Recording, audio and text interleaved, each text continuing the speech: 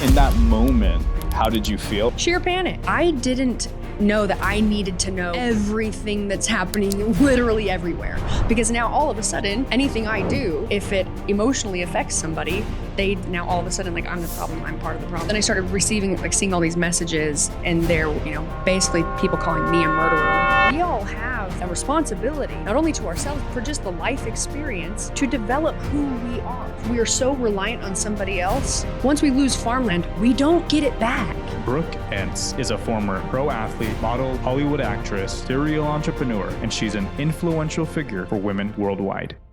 My legs are so sore and so Workout? tired. I was on the gun range for 3 days. That's what I was going to ask you. So you were, in one of the podcasts that I was listening to about you, you were training for the tactical games? Or you? That was the plan. Okay. No, Plans I'm not changed? doing that. Yeah, I mean, I would, Yeah. but Have you been getting better in your shooting? tactical skills? I'm a pretty good shooter. No, I was gonna do tactical games. I wasn't competing in CrossFit anymore. And I needed, I need something, especially when it comes to exercise, training. Like, why? Why am I doing it? Yeah.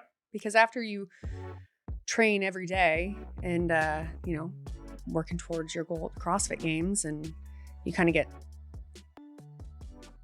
you have a new sort of cycle, schedule, regimen. And it's like this high performance regimen. Yeah.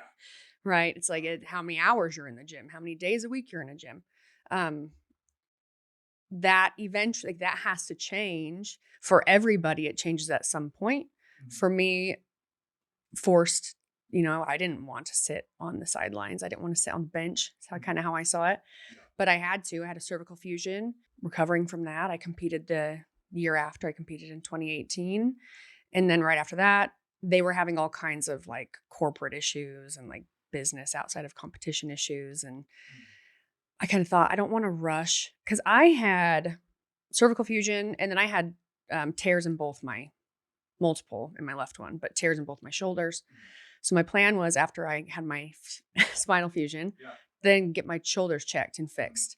And I went and saw Do you Dr. have, McAdams. Do you have like a general sense of how those injuries happened? Was it a consistent repetitive movement? Was it, I mean, I've like really thought hard about trying to figure out what caused the herniation.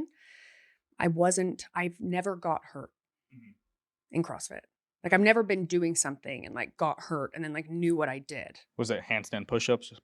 I mean, maybe, I think that it's just overuse. I don't even know if that's the right word to use, but it's the best way to explain it. Right. And then through a long period of trying to understand or trying to think, like, when could I have done something? When could I have done something that affected my neck? And the only thing that makes the most sense of at least what started it, because if this was what started the bulge, then it makes sense that it would then be an overtime use thing, because I already had a bulge disc and I didn't know. And so then you have not even just handstand push-ups, but overhead, pulling, shrugging, anything that's engaging and tightening up through my traps in my neck, like that's going to put, tension. And I couldn't tell you exactly what happened, but you can cause a lot of strain, just like anyone who does a lot of pulling work, or even from like pulling from the floor. Well, if you tend to overuse your traps, you'll probably get really locked up, right? You might have some days where it's like, I did too much and now I've got a tension headache, or I'm dealing with my traps are super tight, and that's kind of coming down through my, through my pec, through my delts, and everything is connected. Just thinking about that, because many people have experienced that, sore muscles. But if you have a deeper underlying issue, it can make it worse. If you have a deeper issue and you don't know about it, and it doesn't really cause you symptoms, or at least any sort of symptoms that would make you think, I'm hurt and I don't know what I did. So I think that over time, it just got worse. But I was training by myself. I always trained by myself when I was coaching full time. And this was the last time I ever did any overhead work out of the rack. If I remember correctly, 2013. So it was a long time ago. I was doing out of the rack, behind the neck jerks, overhead squat, lower racket. And I'm hypermobile through my shoulders, so very flexible. And because it was so long ago, I can't remember if either my grip was slightly too wide or it was slightly too narrow. I think it was more than likely slightly too narrow, which for me is fine to go overhead from a rack position. But where I ran into the issue, and even for an overhead squat, was on lowering it back down to my back. You know, women, for the most part, have a much smaller shelf. Is what you call it. Like you have like the front, right? And men are just wider, bigger chest, and it gives you much more surface to receive weight, to, you know, receive the load, whatever it is. But my hands were a little bit too narrow, and my structures, like even just like my bones, I went to lower it and I almost couldn't. Like I hit like an end point, and it was very heavy. And so I took impact on my neck, and not, you know, straight down, but still right there up high. And it happened. I racked it. I was like, okay, I'm fine. Cause it didn't like hurt me, but it did not feel good. And that's definitely something you do not try to do. It's not the proper way to do it. And I wasn't trying for that to happen. I wasn't trying intentionally, you know, doing that, or it wasn't not thinking. Right.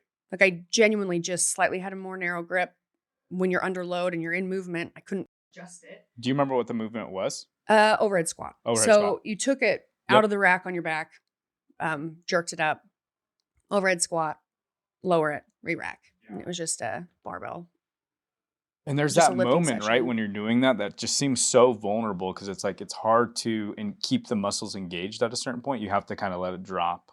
Well, and what you want is you want, like, through your lats, all of triceps, lats, everything, that should all be so strong that you basically do an eccentric, right? You should be adding sort of the eccentric motion or exercise into almost everything when you're doing them for reps and for speed, for sure. Like handstand push-ups, you should not. Hey, my neck hurts every time I do handstand push-ups. Yes. I try my best to catch myself. When you're in a workout that has lots of reps, and maybe it's not a super technical workout in total, right? So you can kind of just like grind through it. Well, with handstand push-ups, even myself, I for sure have, you know, just been flying through kipping handstand push-ups, and you start to get really fatigued in your upper body, your forearms, whatever else is paired with it, whatever exercise it is. Maybe you're doing deadlifts, right? Well, now you don't have as much strength in that eccentric. So you start to only like control your lower for that first portion, but then the last little bit is almost like a release where you can basically, it kind of releases the arms, the forearms, and you can feel like, oh, I can push out of this, right? Yeah. But that's not great. Yeah. Every little bit of impact does, you know, it can take a toll. So many people, I just had this conversation yesterday, like, oh, CrossFit, like everyone's like, oh, you're going to get hurt. You know, it's bad for your body and all these things. And it's like, I have to slow them down. Yes. You know, you take the ego out of it. You take the competitive, especially because most people aren't competing at a high level. So calm down, bro. You know. Well, and the point I make is CrossFit is a methodology. CrossFit at competition, it's not the same. And people, I think, maybe more so now. I've been out of it for a long time, but for sure during the glory years and when they started doing shows on ESPN, like it was booming, right? Every city. That's when CrossFit peaked, right? Yes. Is what people and think. It's very understandable how there became so much hype. Plus, you know, we love our sports. We love cheering for sport teams, but it's very understandable how a lot of gyms became, maybe almost unintentionally, like pretty competitive. When I say that, I mean it more like the mindset, the type of programming, right? The energy in every class where it just felt more intense and competitive. But that in and of itself, that nature is not what CrossFit is. The CrossFit methodology, you know, what it's meant to do is I mean, it became a sport and it's very cool. Yeah. It is. I mean, I did it for a long time. Yeah. I loved it. Yeah. But it's to make you better at sports you already play. Or maybe you live a very active lifestyle. It's like, let's keep you functional and healthy and strong. Let's use this and this methodology to make you better at skiing, to make you better at rock climbing, to make you better at whatever it is, right? Basketball. And then from there, it's functionality through your life. So it's staying strong, keeping your tendons strong, so you can take care of yourself. So you can function, you can play with your kids. You're not going to deal with injuries that like put you out when you're older. But yeah. The analogy I like to use is playing football in the NFL or playing touch football. Yeah. I mean, a game of like flag football or touch football is very fun. Yeah. And you can still get hurt in those games. Yeah. 100%. Yeah. But you don't show up to, the NFL, like Sunday night football game, and don't expect to be tackled. Or don't expect to be hit. I'm not for all those things, but the reality is you pay to play. And that's in anything you do, and so the thing in being a coach for coaching is reminding athletes that come to class. And then I probably reminded most of them that I didn't even coach, that I just met people out and about that would come talk to me, and is reminding them that you can feel your body. I cannot feel what you feel. Yeah. And not all coaches are created equal. And that's just a fact. And it's fine. Right? You want to be better? Get better. Learn more. Practice more. But different coaches have different strengths. Something that I'm very good at because of my background in dance is I can see through movement. I can tell by watching you move and do the full movement. I can see where there's inconsistencies in your tempo, in your pattern, where there might be a weak spot, what's being left out, because it's almost like listening to beautiful music. Wow. And then you hit a flat note and it's like, ooh, it's not as smooth. I know what it's supposed to look like. I know what it's supposed to feel like, and I'll look for that. But not everyone has that. So if you're going to a gym, you cannot expect your coach to do everything for you. Like you cannot expect them to protect you from any potential injury. One, your coaches don't know what you do outside of the gym. Yeah. Two, they can't feel what it feels like. And for example, one of my coaches, my gymnastics coach, he's an ears, nose, throat surgeon. I mean, all my coaches when I was competing, when this happened, it surprised us all. It surprised all of them because even though I had little imbalances where like things that would bother me, or like, some people's like, oh, my knee pain bothers me. Like I get the tendonitis in my elbow. Like that's the thing I take care of all the time. That's the thing I'm always wrapping or working out or whatever. We all have our own little thing, right? They couldn't see it. Interesting. Because for me, as I move so well, that if I had a little imbalance, it's like I can feel it more than you could ever see it. So I wouldn't have had the opportunity to have someone like kind of catch it before it was too late. It's like, well, unless you're feeling it, all your coaches have is like to observe you, watch you move. And if you move really well, it can be very difficult to even be able to see if you're maybe potentially going to cause something bad for yourself down the road. So you have to pay attention to your own body. It's our own responsibility when we do anything. It's our own responsibility to make sure I don't push myself faster or harder than I need to or should. Can't put all this blame on coaches. Yeah. Now, I'm not saying that people don't get hurt in CrossFit, but people get hurt doing everything. So you're speaking to kinesthetic intelligence, right? Mm-hmm. So would you say it's easier for people to gain that awareness over their own body, or is it easier for people to see that in others? So for example, I'm thinking of every CrossFit coach that I've ever come across that maybe doesn't look as functional or as healthy, And so it's like, if that person didn't have their own kinesthetic intelligence, can they really coach that with others? Yeah, you definitely need to have good body awareness. Okay. Before you can coach it. Well, yeah. Yeah. Because you wouldn't even know what to look for if you don't know how to observe your own body. you know, and I think, So what would you say, I mean, let's say like 3, whether it's doing a specific sport, like what things can people do to gain that awareness kinesthetically? well, first and foremost, I always say that if you have younger kids, um, and I said this because once CrossFit, like teens and competition became like this big thing, you had a lot of teens that were now, you know, they were full blown in a CrossFit gym as much as I was. Interesting. And it always really surprised me because my mind is, you should, I mean, everyone's entitled to work really hard towards something that is their goal. Like, I don't get to decide that you should focus on something else. You get to decide what you're going to focus on. But I always thought when you're with younger, that it is better to have them get involved and try lots of different sports or physical activities as they're growing up, because that is where you gain all of that athletic edge.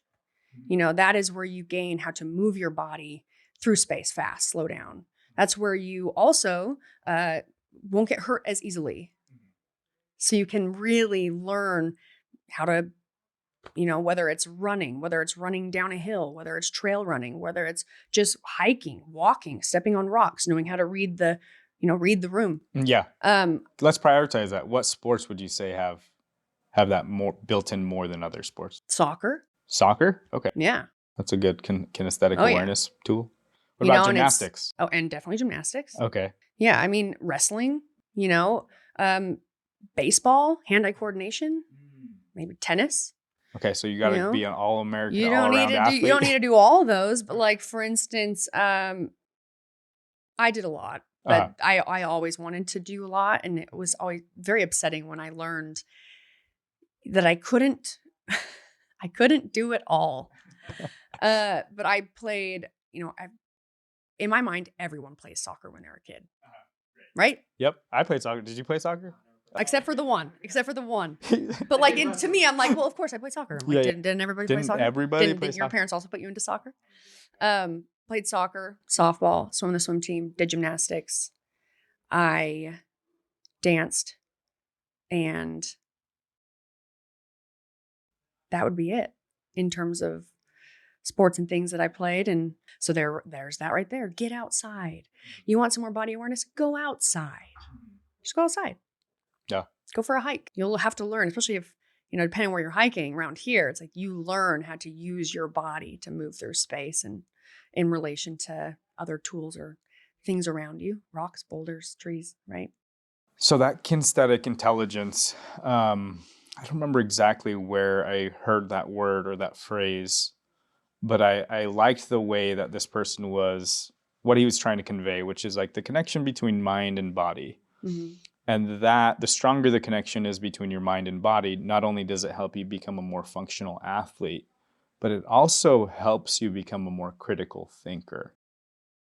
People are able to, you know, use curiosity and the ability to discernment, these different things to start finding more, I want to call efficient perceptions of reality. So you're a pretty curious person. You know, like I think it's fair to say that on this new purpose-driven and mission-driven endeavor that you're a part of now, that it's causing you to, you know, look at certain things and question certain things. Is there a moment in your life that you could like pinpoint where that maybe curiosity was like very strong, or did you always have that? I think I've always been like that. And yeah, I think as a kid, I social butterfly. If I'm remembering things that my parents said a lot, right? Like I didn't say this about myself, but my parents did. I always knew because of what was said is I was a social butterfly, and that it didn't matter how old someone was. I could have a whole conversation with someone way younger than me, and I always was having conversations with people way older than me. And if there's something that I'm interested in, very curious. And I do tend to be interested in a lot of things at the same time. I've had to like really hold myself back the last few years with goals to, you know, basically weed out just needing to modify and change some of the things that I was involved with. And that was hard because it's like, okay, well, if I am going to weed out like and not do sponsorships really anymore, that's going to be a pretty significant pay cut. But in my mind, it's like I'm always thinking, okay, I'll say it this way. Because I remember telling this to somebody years ago, and I've probably explained it this way many times, but in competition, you have to put your blinders on, right? And you have to just do nothing but train. You're training all the time. When you're a competitive athlete, dude, you have the most easy life. It's not easy, but your life is easy. And many people might be like, no, it's not. And it's like, well, listen, hear me out. Like it's simple, but not easy, right? That's what you're trying to say? I'm saying that it's simple. Yeah.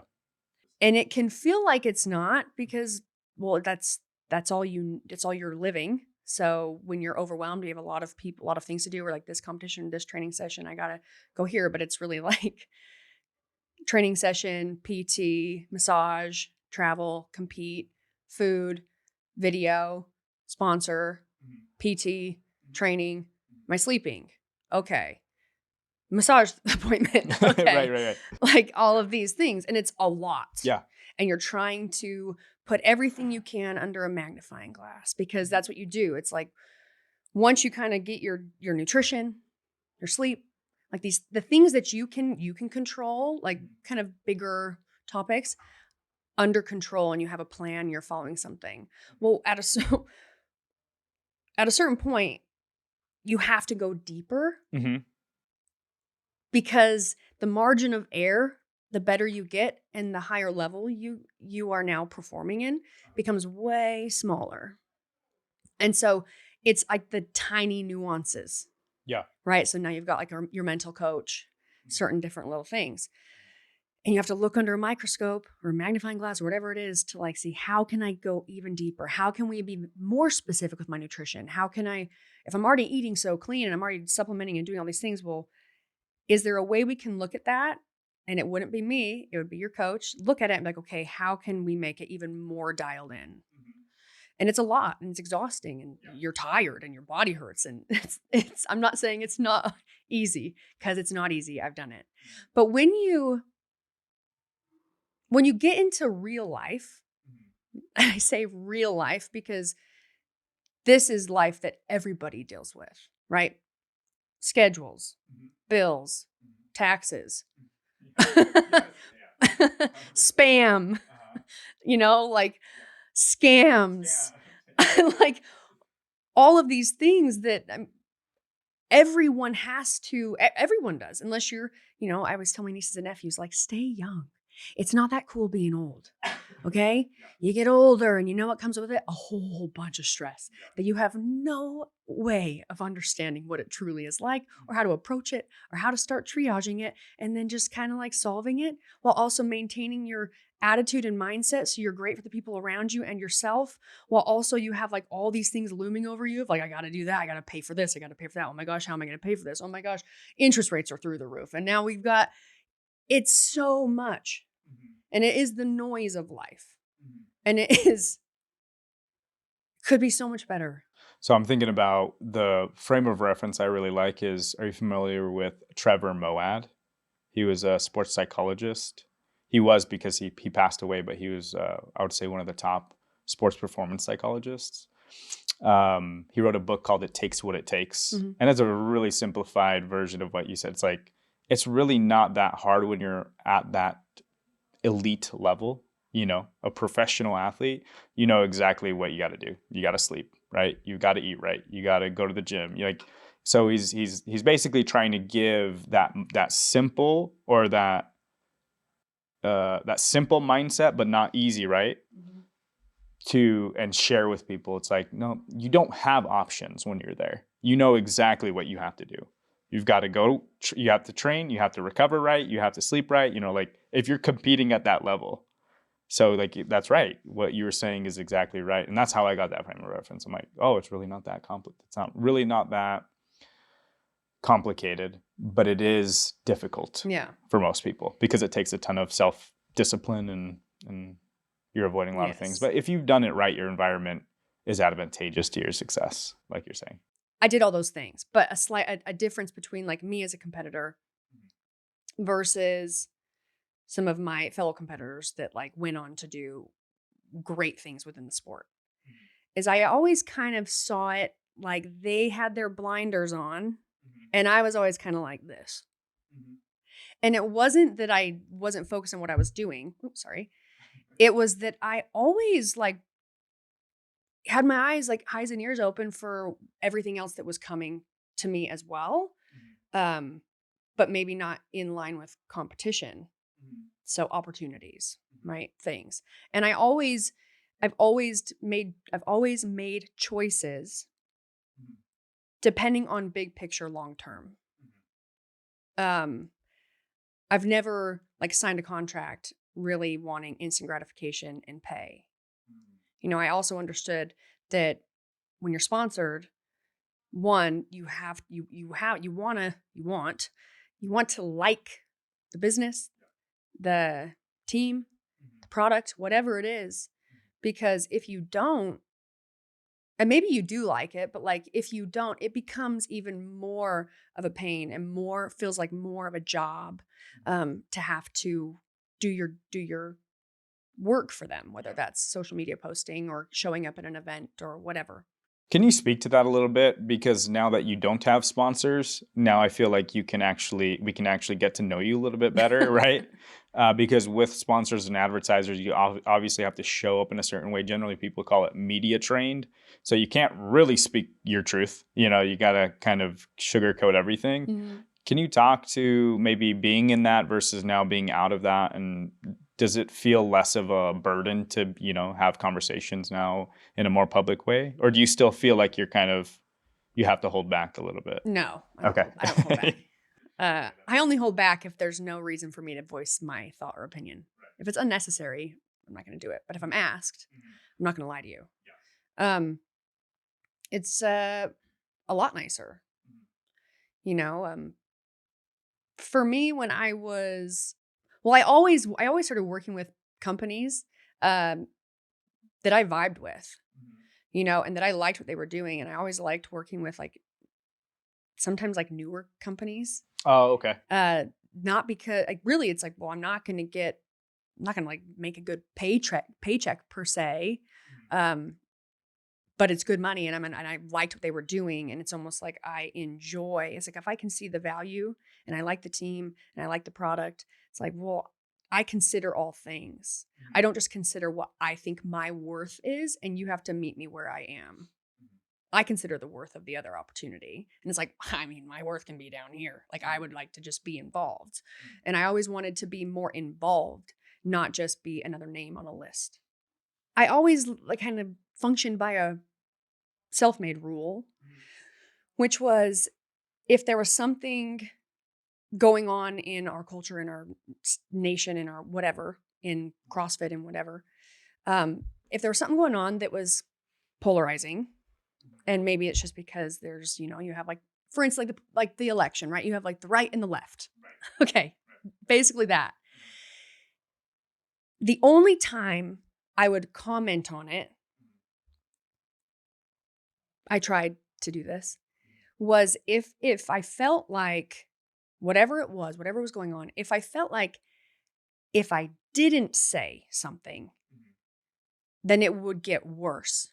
So if there was a feeling that I had, and I'm a very like intuitive person, that's how I make a lot of decisions, where I felt as though I would be doing a disservice if I didn't state my opinion or my perspective on whatever it was that was going on, then I would mention it or bring it up.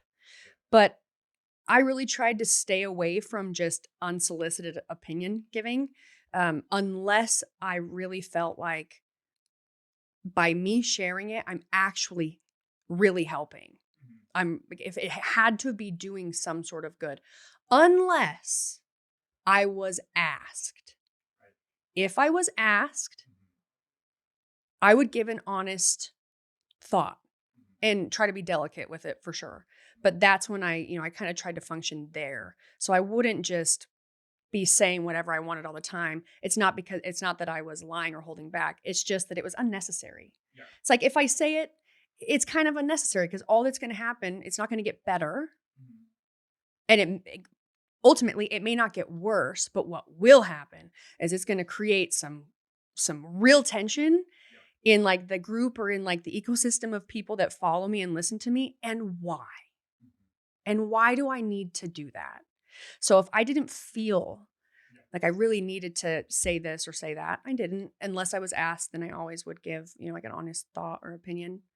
And nothing has ever come from your sponsors or anything where they're like, you should probably take that down. Some of the only bigger one time, and it wasn't from them telling me to take it down. I just took it down. Oh, interesting. Yeah, I was,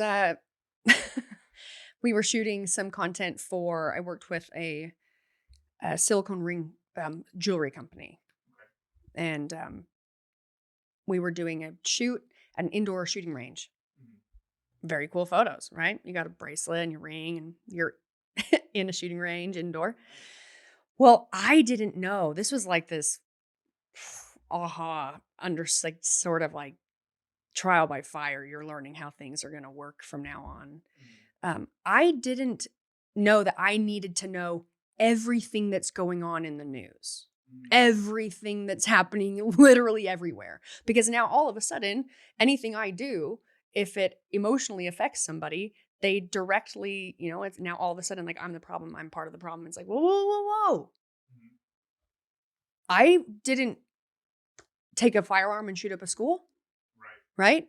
But I all of a sudden, and I didn't even know that there had been like a shooting somewhere. I didn't know that.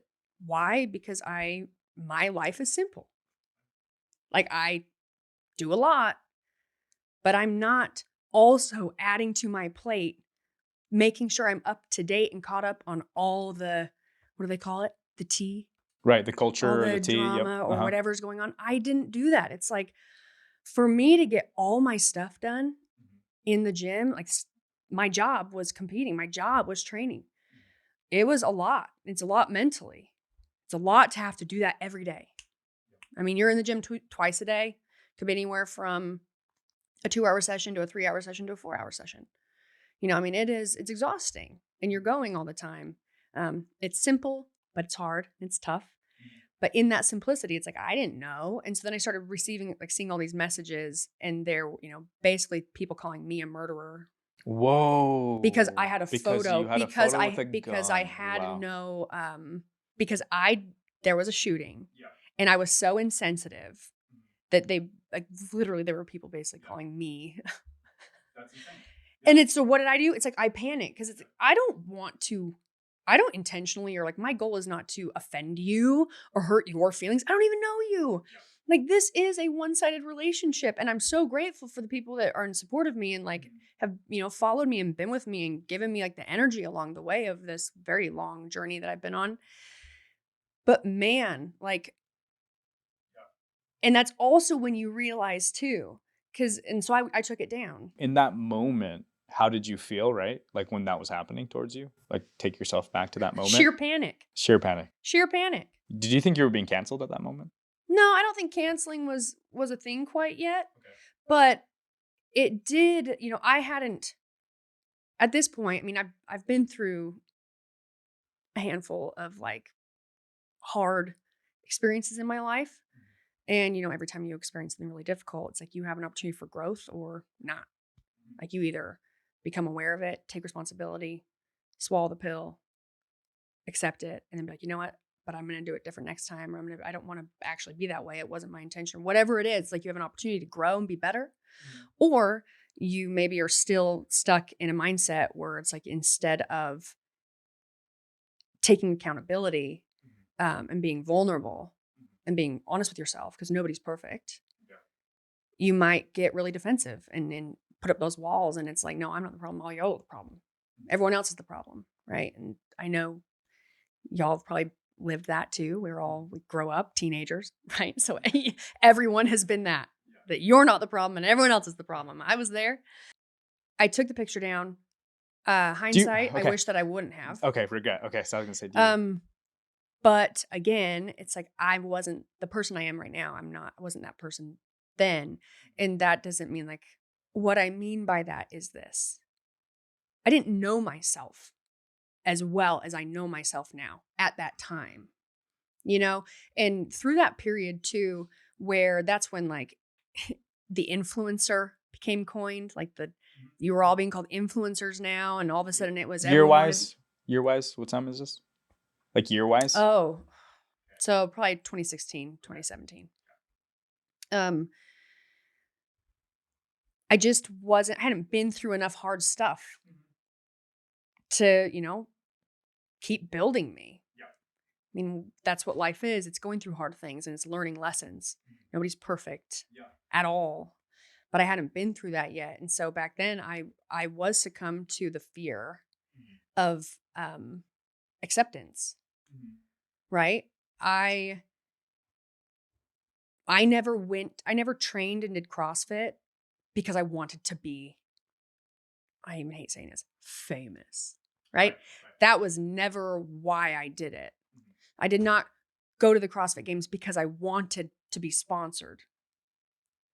I never put in all those hours and the blood, sweat, and tears and the time and the sacrifices. I didn't do all that because I wanted, like, the only thing I wanted to get out of it is I wanted to get better, wanted to succeed. And it would have been very cool to train so hard and work so hard and everything in the dedication, and learning and having that and the characteristics you gain by being very dedicated, especially to a sport, like a hard sport. It changes you. I think it makes you a better person.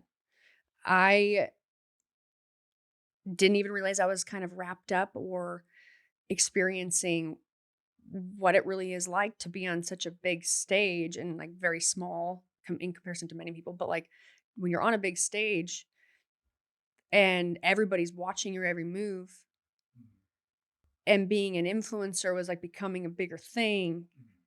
And I wasn't ready for it, And so now I would say, oh, I wish that I wouldn't have taken it down because realistically and ultimately there was nothing wrong with You didn't have my social nefarious media. intention. No, it was literally just my own life. And I can't control what's happening in other states. I can't control what my neighbors do. No. It's like, I can't control what my Yeah. siblings do. I can only control myself. It wasn't malicious. And so I think that's why we're so passionate about independent media. I believe podcasting is the last frontier of authentic expression. I agree. If you look back at, like, I just point to Joe Rogan, not because we're like him or want to be like him, but just because a lot of people know who this person is. He has done one thing very well over his career, and that's just be himself, and when people know your heart and know you in general, which this long form medium kind of helps people get that, they can see your heart. So there's always going to be a moment where you're going to get over exposure, notorious, attention, and there's going to be maybe an overwhelm like what you experienced, but it'll always even out long term. It will even out if you as the individual are self-aware. I think so. I think some people need PR, like PR management in crisis. In some situations, they're not very smart, but for the most part, I'm saying people, your followers, people who followed you for a long period of time or who know who you are, know where your heart was. There was no intention to make that situation happen the way it did, right? Oh, for sure. But, sometimes if people, have a hero complex or something strikes a nerve with them, all reasoning goes out the window. So it doesn't mean that they truly felt like that. Like the amount of times that years past, I don't read comments anymore, but like reading a really horrendous comment to me, and I would respond sometimes, right? And I would respond, and I always like, finally, I just got to a point where I was like, you're not, like, if you can give me a creative insult, like I've heard that already. It's not funny anymore. Like, at least entertain me. But I had many people that would write me back and say, and apologize, immediately start apologizing and just say that they didn't know that I read those, or they didn't know that I ran my own social media. And that was like a big a realization that I had, where I'm like, how bizarre is it that you have, like, you for me, it was CrossFit, right? And I loved it, got really good at it. And as I kind of was going through the sport, I developed people who loved to watch me compete. They liked my personality and they liked supporting me, and then they followed me. I always thought it was so bizarre that at a certain point in like your time frame of becoming really popular, we'll just talk about Instagram, that somewhere along the way, all of those people that started following you, they support you, they love you, whatever, all of a sudden, like this one photo, right? This one picture of me at a shooting range. Like I'm from Southern Utah. Right. My dad is redneck. We are ranchers and very Western country. And we shoot guns. I've been going on the deer hunt since I was really little with my grandpa and my uncles and my dad. It's like, that doesn't make me anything that you are deciding I am in your own mind, right? But that's just whatever. I started realizing, it's like, man, people really do, when you get so obsessed with somebody or something, but it's like, at the second I no longer fit the character that they have made me to them, they bash you for it. It's like, well, wait, I mean, like, I'm just a real person. Like, I don't make the, right choices all the time. I make mistakes. I'm just trying to be better. I'm trying to always do something in a way that's going to benefit people around me and the team and myself and my family. Like, there's nothing about me that's malicious or mean or, whatever. But I'm like, it's really funny and really pretty bizarre that you have people that they idolize you, but then at a certain point, now you're the problem if you don't fit in the box they've put you in, or what they see, what they think you should be. Yeah. And I don't even think that people realize that they do that. And that's just one of many problems with social media and the obsession with self that we are dealing with in our culture today. Yeah, and I think it's a combination of, they have never been a public figure, so they don't know what it's like. Maybe a little bit of envy, if they're being honest. Maybe they're envious of it. Maybe they have a competitive, like, maybe they want to see you fall, tear you down. And that's a part of the human experience too. There's not just positive emotions going around. Everyone's not just love, light, and happiness. There's some shadow and dark people, and there's a spectrum of things. And so, yeah, that's so interesting that you say that, because I just I can't imagine a world where we have sponsors or advertisers and they say, hey, we don't like that. Can you take that down? And it's like, no, you can leave. We don't. So you've got to, I guess we're speaking to a few things. You've got to be in a really good place generally to be able to be like, no, I don't need your money. And I think most people, when they get into this world of being a public figure or entrepreneurship or business or media, you generally need outside funding to keep going. I mean, you just need funding. You need funding, yeah. I think that, like, a better way to put it is, I didn't want to, it's like, why prolong it? So for me, I'm not competing anymore. And I still do a lot of other things, but at like the point when I'm like, I needed to start like weeding out sponsors. Well, I launched my own brands. I helped, I was a co-founder on a skincare company with a group out of Northern Utah. So I liked to be very much involved with the businesses or companies that I was working with. I didn't just want to be a name on the list, because what am I going to do? Am I just going to pretend I'm going to be, I'm going to be a sponsored athlete, longest sponsored athlete ever, like past my career? Like, it's inevitable that you're going to have to figure something out. So that's more of like where my mindset was when it came to like with sponsorships and things like that, where I'm not going to be a sponsored athlete forever. What am I going to do? What else? And that's also why I always never wore like these tight blinders, because it's like I needed to see what else do I have? I was the kid that wanted to do everything. I would have been in, I really wanted to do karate. I didn't get to do karate. You can tell that I'm a little upset about it. I really wanted to be a rodeo queen. I wanted a barrel race. I was deathly allergic to horses when I was little. We had them and I rode them. And it was like middle of the summer here in southern Utah, 110 degrees outside.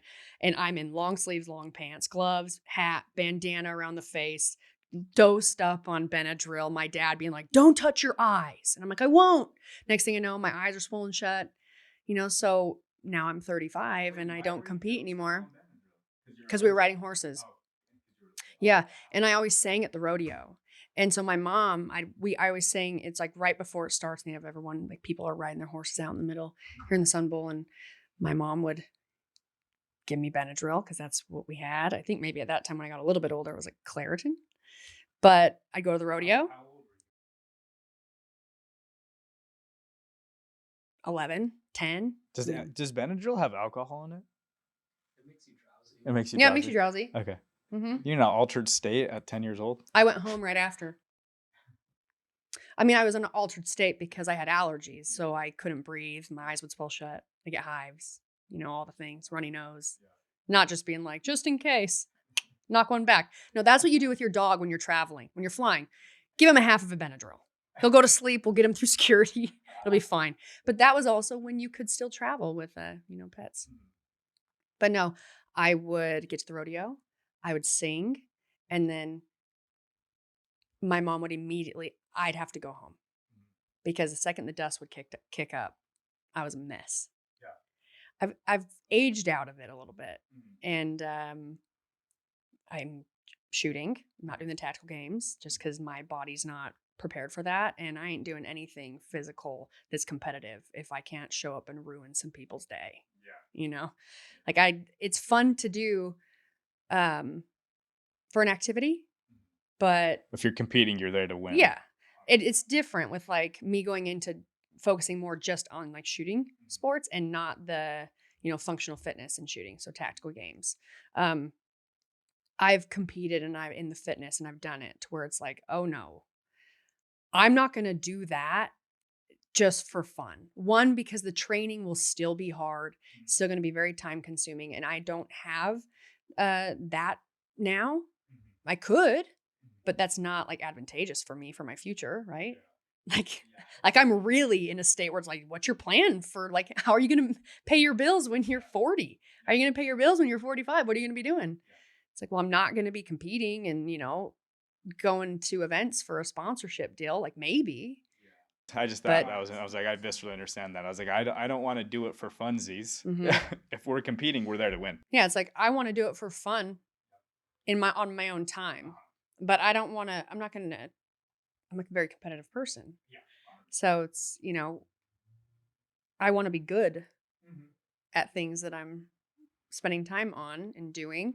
And so, I'm not going to sign up for a fitness competition when I'm not feeling good. Like there's why. That's where it comes back to like, but why? That was why when I'd be in the gym and I'm like, I need to exercise and train. And I was stuck in this in-between of like full force training regimen, trying to find a good in-between regimen. And it was very hard to do, to where it's like, then you ended up like, you were sick of it. You're bored of it. I mean, I lived it for a long time. And so for me, it was like, I love shooting. And I thought that would be really fun. And I could train, like that could be what I'm going to do. That could be my goal. And so that will get me more invigorated to go and get my stuff done in the gym and enjoy my time in the gym a lot more. This is a very long story for me to get to the punchline. I was training to do the tactical games. I started dealing with more nerve pain. I had a new MRI and I had a new herniation in my cervical spine. So, oh my God. But we also found out too that I have a broken screw in my current one. What? Yeah. So there's that. Like I would love to do jujitsu, but yeah. I'm like, Yeah. I don't Yeah. know. It probably wouldn't work. But that is why I'm not doing it. So I did that. I was dealing with a lot of pain. We decided it wasn't really, really bad. And we looked back at my original scan for my 5-6, or sorry, 6, C6, C7 is what's fused. It was severely herniated. Severely herniated. Like I had nerve damage. I still have problems with my hands. But it was slightly bulged, 5-6 in that original scan, but it wasn't anything that we would have done anything for. You weren't gonna like fuse it or whatever.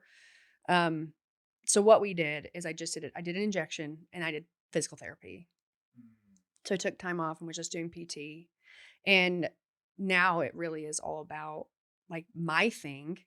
So like I said, like the knee or the ankle or whatever it is. My thing is my neck. And other little tweaks and pains, like if my pelvis is out of alignment, you get the knee pain and the ankle pain or whatever.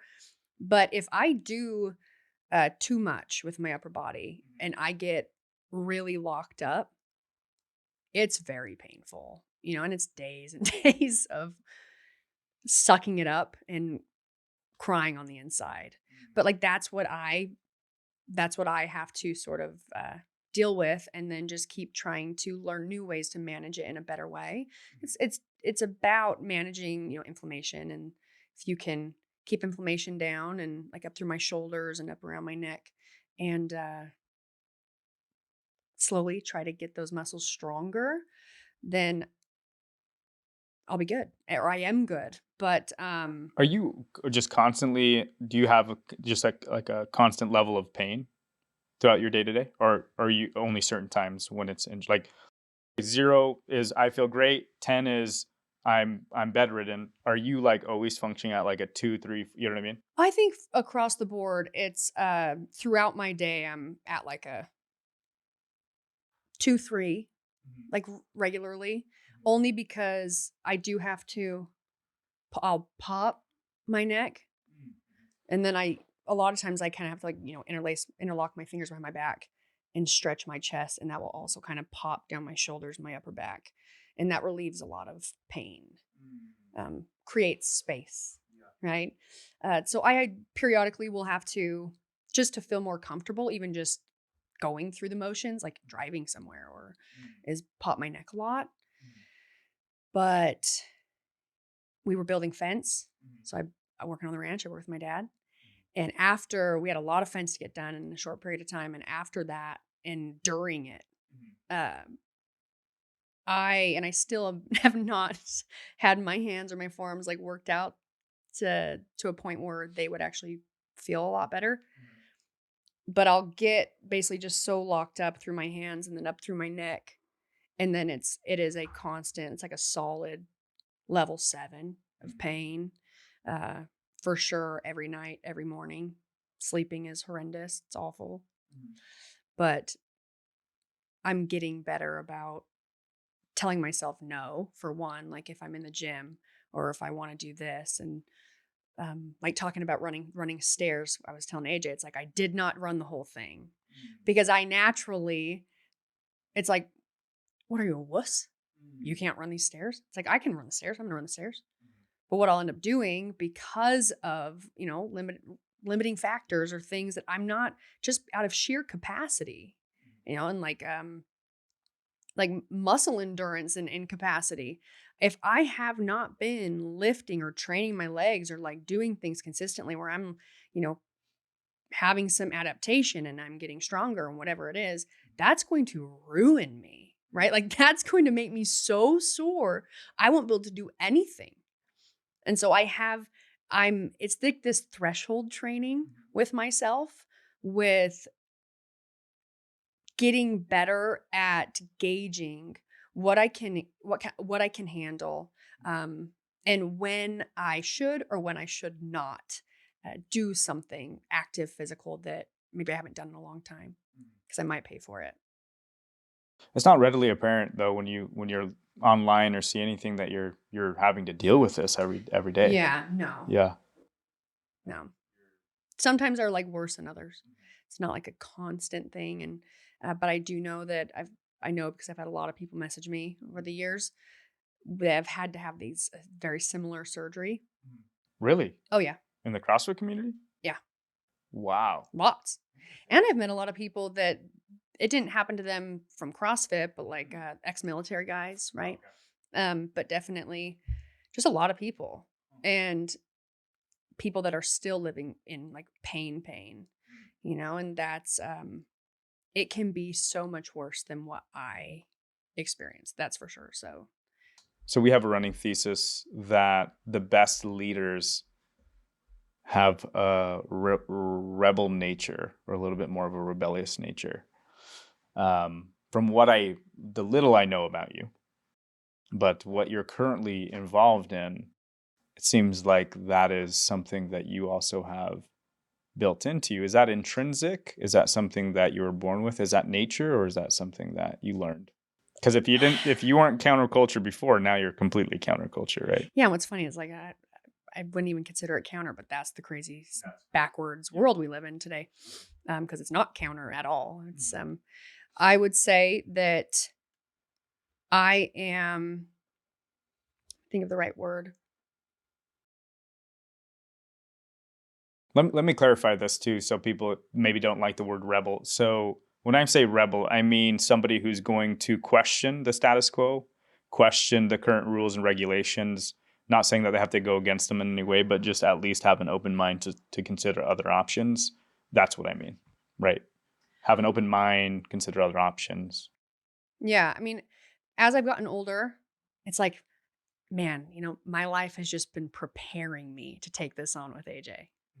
Right? It has been transforming me. God has been transforming me into someone who is, and I'm not done changing, which is a good thing. Keep becoming better and do better. But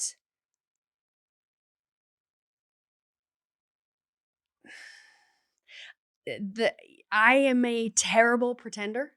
Okay. I am not good at pretending. I am someone who is definitely like driven by intuition, and I read people really well. I always say, man, I wish I could do all these qualities that I do have that I can perform very well at for other people. I'm like, I wish I could do it for my own life, but not quite yet.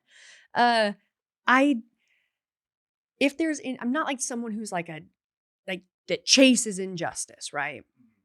But I am someone that if there's something that I'm not okay with, and like for instance, what's going on in our country nowadays and how things are completely backwards, like I'm terrible at pretending. It's like if I'm upset about something, I'm not someone who can compartmentalize and be like, okay, this isn't gonna bother me for the rest of today, but we'll come back to it tomorrow. No, it's like, oh no, let's talk about it right now. I can make time for it. I get the quality of someone who, well, both my parents are business owners. They were. My family, along with many others, built this city from the ground up, from nothing, right? They are creators, they are givers, they are servers. Things that my grandpa and my grandma and my great grandpa and all the things they did here, and the way the community worked together. And I don't know why, but I am like deeply rooted in that way of life. And I have such a deep love for my family heritage. And really, it's like for the heritage of truth, hard work, community, self-sacrifice to help people around you. It's like every example in my life of people in a position of like almost like a teaching position. It's like my mom, older than me growing up, very strong-willed, and strong-willed in a way that it was like out of care and caring and loving, and not gonna like turn a blind eye, not gonna be like, like I don't want to ruffle anyone's feathers. Well, like if it's true and like some things there are happening right now and it's not good, why would we pretend? So I am for sure like cut from the same cloth as my mother, my dad, my grandpa. I mean, just the people who made me, the people who made it possible for me to even exist today. None of them are the type that would turn the other way if there was like something very clearly happening down the street that was not okay. Right. And that's just an example, like, or I'm just using that as an example. I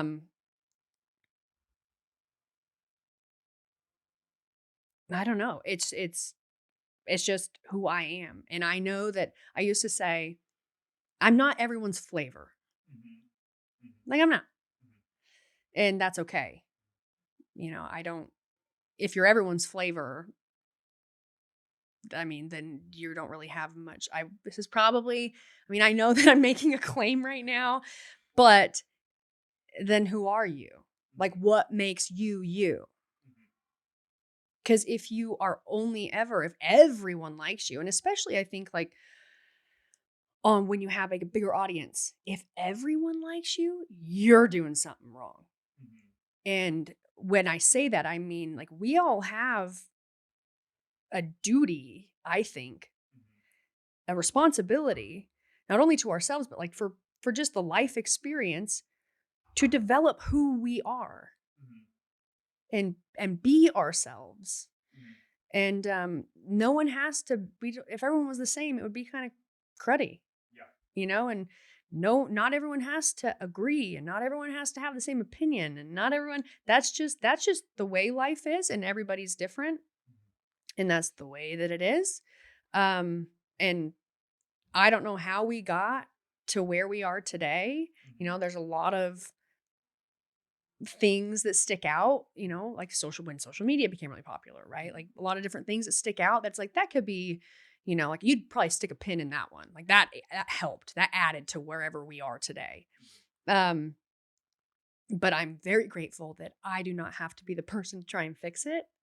But what I do get to do is what started out as an effort for me and AJ to bring opportunity and consistent income, consistent business to the families and to our relatives and just the people of our area, so Southern Utah, ranchers that are always getting the short end of the stick when it comes to, I guess you could say, like industry or the people that end up deciding like what you get paid, right? Their worth is not suddenly, I mean, I guess since like World War II, just so diluted to where I would say today, unless you are directly connected to agriculture, unless you are directly connected to that lifestyle, or even just to the understanding of what it truly takes to produce food and take care of people around you, anyone in those positions, I think it'd be so easy to be like, meh, we don't need them. Like they can do it over here. But then completely losing the the understanding of like, once you do that, we are so reliant on somebody else. And also once we lose them, we don't get them back. Like we don't get them back. Once we lose farmland, we don't get it back. Because if history's shown anything, anytime something is taken away, for instance, or asked of us. So, World War II, feed the world, Liberty Gardens, what were they called? Victory Gardens, right?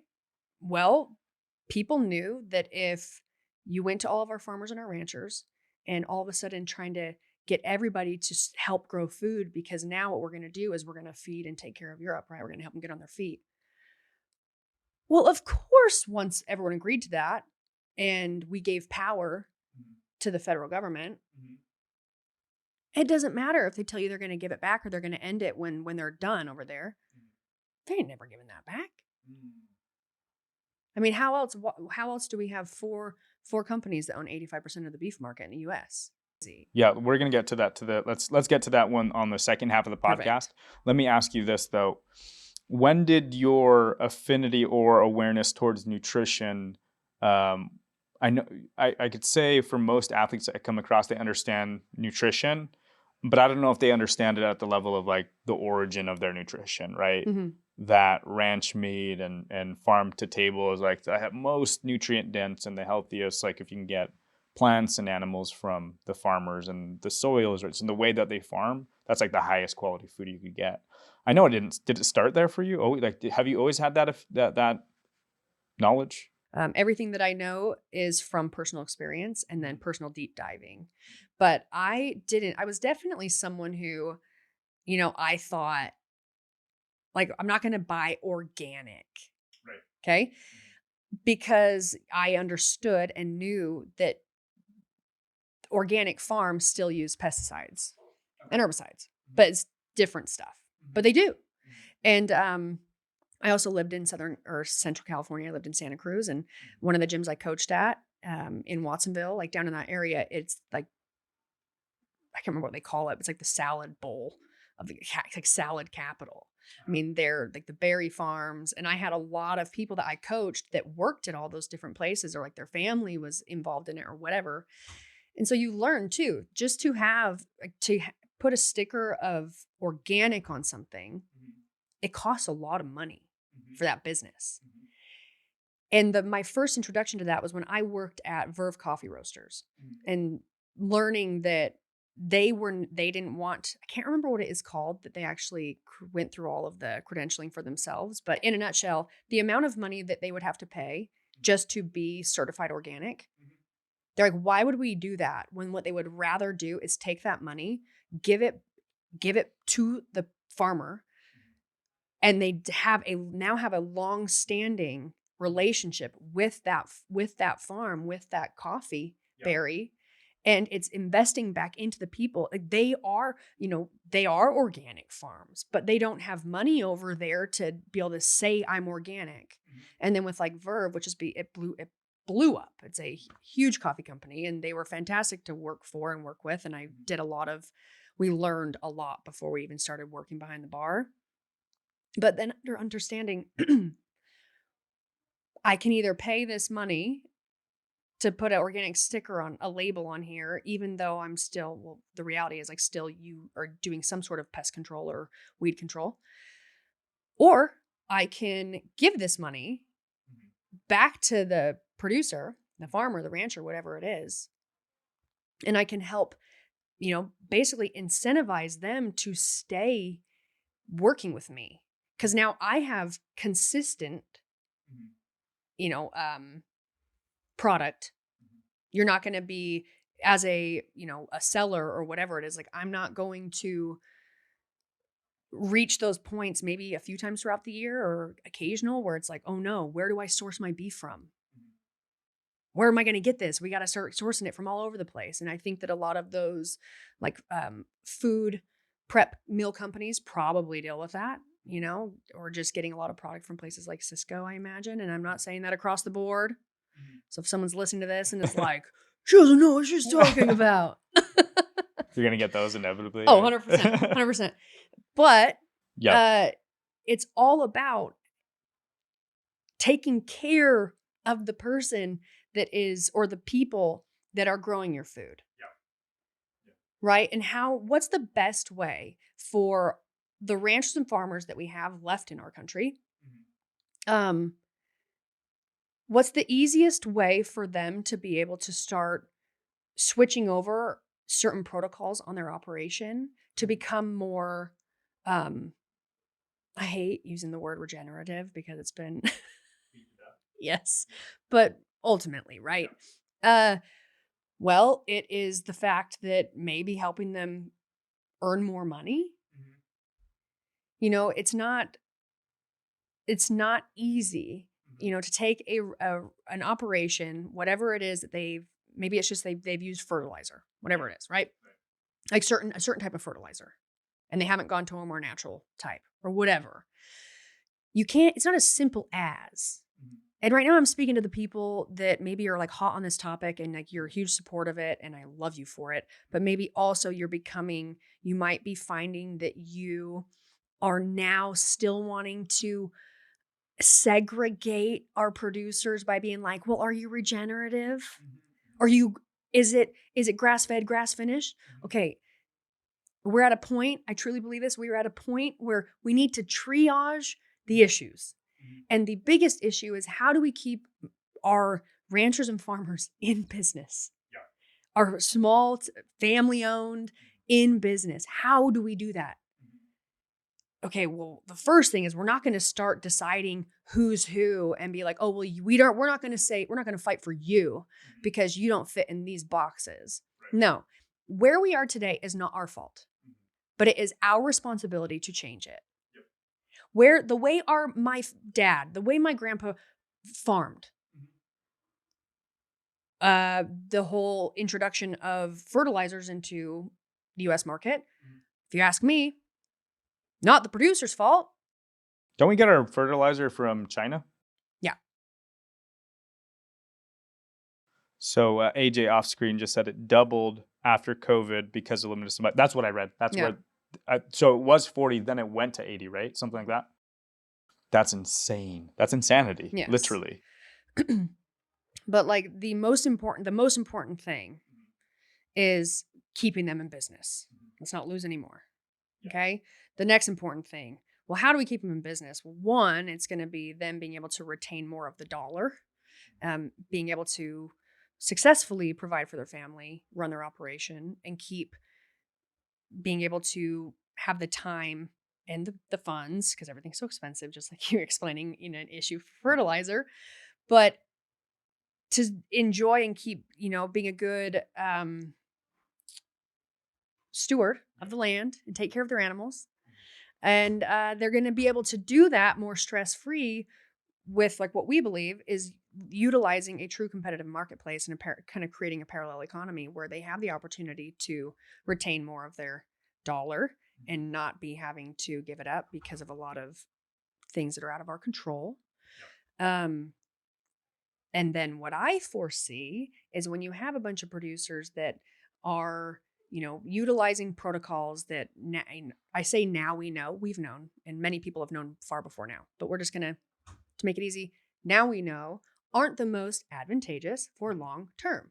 Yep. And that's for long-term health of the soil. That's for long-term health of us, but that's long-term, just like farmability of the ground. If we're just talking about that one specific thing, soil health. That is wherever their soil health is at today, whoever it is. I'm just talking about someone who I don't even know, and it's not talking about everybody. I would say not their fault, but their responsibility to learn the information. And then when they can start making changes that are going to be better for them, better for their animals, better for their land. I mean, everyone wants it to be better and easier and more cost effective and cost less ultimately, right? But I also believe they need to be able to have the space to do that in. Once you can help them have consistent income, once we can cut out middlemen, once we relieve a lot of looming doom and gloom and stress, all of a sudden it creates a space where we now can self-assess. And I say it like that because running an operation, especially to a point where you're actually servicing your neighbors, or you're selling to this buyer, you're doing direct to consumer, or maybe you're selling to like a big buyer, like hotel chains or whatever it is a sun up, sundown operation. It is a 24/7. It is an everyday. You're taking care of lives. You've got to watching fence. You got to build fence. You got to deal with water. You got to build with, and then you have a lot of elements that you can't control. Like, are we getting rain this year? Are we not getting rain? I just planted. Oh my gosh, it snowed. Now the seed, potentially it may not come up because it wasn't supposed to frost and it frosted last night. I mean, there's a laundry list of things that are out of your control that can like make it or break it for you. And so when we can relieve whatever amount of stress that we can take from them to free up just their mind and their ability to stay calm under pressure and like make really smart decisions and decisions for long-term for their operation, we're going to have them. We're going to have them. And realistically, I tell people, because I get asked a lot now, talking about from the farm and when I'm out and traveling or whatever, is I always say, I don't know for sure. I'm not an expert. I haven't done the science, but I have been to a lot of conferences and I've listened to a lot of science. I will say that. 9 times out of 10, if not 10 out of 10, if you are going to buy your food from a local producer, I don't care if they use fertilizer, or I don't care if they finish their cows with corn or grain, right? I don't care. It's going to be, like, bar none, it's going to be a better product than anything you will find in a grocery store, unless it's a local grocery store. Obviously, there's nuances here. It's not black and white, but just like Kroger, okay, or like going to Costco. But if you have the access to a local, regional, but someone who is a smaller operation, they are doing a lot of them, maybe all they're doing is they're banking off, for sure, in like California with like Hawaii temperature and all the weather, farmers markets. If you are a farmers market farmer and you are out on your farm and you're doing this and that's what you do, and you take all your product, or you're going to a co-op or whatever it is, you're a smaller operation. You're a family run operation, right? And one, I would say, probably safe to assume that smaller operations, me understanding what it costs to ranch or farm and take care of cows or take care of horses or the whole gambit, and beyond that, chickens, pigs, you can ask AJ, is a lot of money. Farmers and ranchers, unless you somehow have gone corporate, or you also got like oil money or something, you don't have funds that you can just like throw away. Every little thing. I mean, it is the most important to whatever input you put into your ranch or your farm, is like it needs to produce good. It has to yield something. Or you don't do it again. What you're saying is that this industry isn't an industry where people go in to get rich. No. They do it out of passion. They do it generally out of tradition, right? Mm-hmm. So it's a generational business.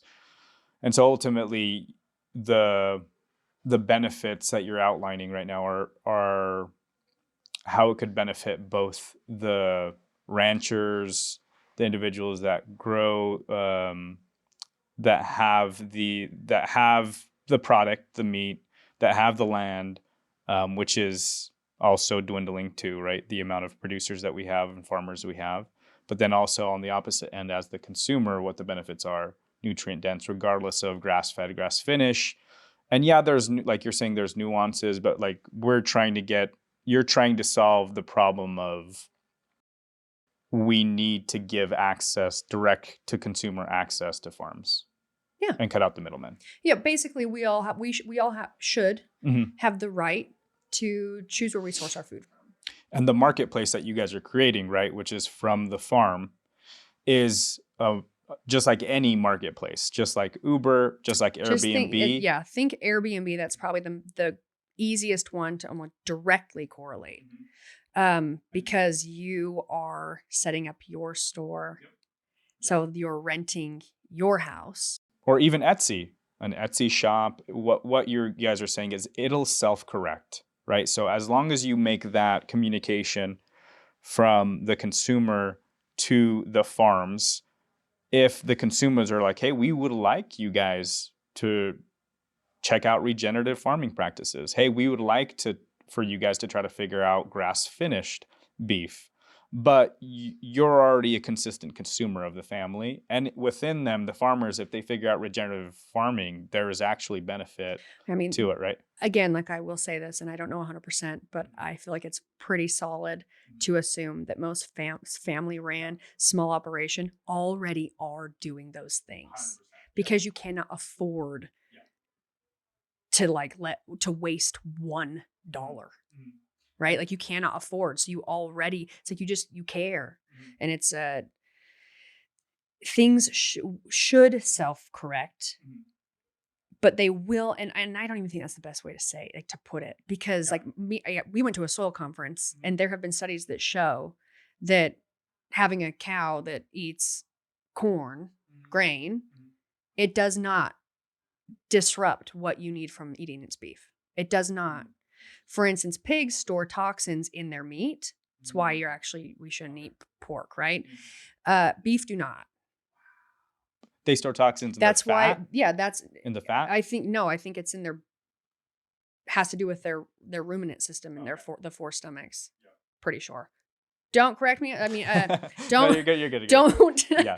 Well, Google it, read right. about it. But yeah. Yeah. you Well, I know, had my personal experience with a ranch out of Vernal, Utah. And when I asked those questions, they're like, we have grass fed, but we don't have grass finish in the way that you need grass finish. So we use this type of grass during the summer and fall seasons. And in the wintertime, we have to import another You type do. of grass. But it doesn't mean the quality of meat all of a sudden No. like so the interesting thing is that we're trying to dissect to such a small level. Like if you're talking about 99% nutrition, maybe 1% is removed, but like you're not the same people that are probably scrutinizing aren't under the same scrutiny with like their organic, meat from Costco. I just think that people that are like, you might find yourself becoming so obsessive of like grass fed, grass finished, and like almost in a way subconsciously demonizing people because they don't fit into what you now believe is the only way to eat it because of videos you've watched. Yeah.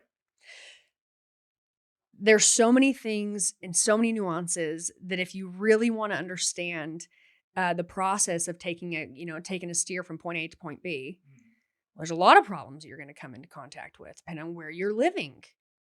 In certain areas where in the winter, they'll usually feed out steers or cows, feed them out with a grain because they need to keep weight on them. And you can't. Also, you learn that, a lot of areas like East Coast usually will have hay trucked in from the West, from over here. And it has everything to do with like protein content. I mean, there's certain areas where grass doesn't stop growing, but for an animal to eat it, they're not getting from that, like getting what they're getting from it is not as good as, or maybe just efficient. Like maybe our grasses here are more nutritional because you can eat less of them, but still get a really good benefit. Who knows? Yeah, right. I didn't plan it out, but there's just a lot of things that we don't naturally think about, especially when we start kind of getting that bit of like kind of an emotional response, because when you care about what goes in your body, like you care. Yeah. And when you're investing in your body and your health, like you care and you're paying for it.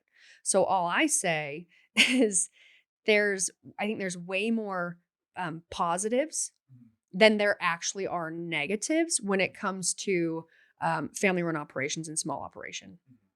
And not every place is created equal. Just like gyms, like coaches. Yeah. You gotta test it out or try over here or ask the questions and see where you vibe and you fit. But there's just so many more nuances to like what it takes to raise beef. Yeah. And obviously other things. We raise beef, so I know that. I think if I were to sum up what you just said is there's so many different perspectives, right, that we could have about nutrition and levels of nutrition. But there's one intersecting point that I think everybody can come to is what you're summing up. And that intersecting point is, do you want to completely outsource what you're purchasing to a big food industry where you don't know the person who's operating, you don't even know the practices because they're always hidden in private. Mm-hmm. You can't even film in these until areas. There's like a salmonella outbreak. Right. It's like, I just ate that chicken that came from the Swans guy yesterday. So that intersecting point is, do you trust them or would you trust your local farmer? Yeah. Somebody who you could shake their hand, you can actually see them, and if you probably ask them if you could come see their operations, they would probably welcome you in. Yeah. Right? Most likely. So I think that's where everybody can kind of come to, let's call it the foundation. And that foundation is need of support. It needs marketing. It needs an ability to connect to the direct to consumer. But farmers are the opposite of tech, right? Farmers are the opposite of figuring out social media strategy because they're so busy living their practice and their zone of genius. Working. Yeah. No, working. Yeah, yeah. And it's not, I mean, it's because that's the hours that it takes. Yeah, 100%. It's not even necessarily a choice. I'm sure they'd love to take a vacation. They don't take vacations because this is more important, but it's also enjoyable work. Yeah. It's enjoyable to be outside. It's enjoyable to get your hands dirty. It's enjoyable. Like my dad says, he loves, like we have a big hay field. We grow and we, raise hay.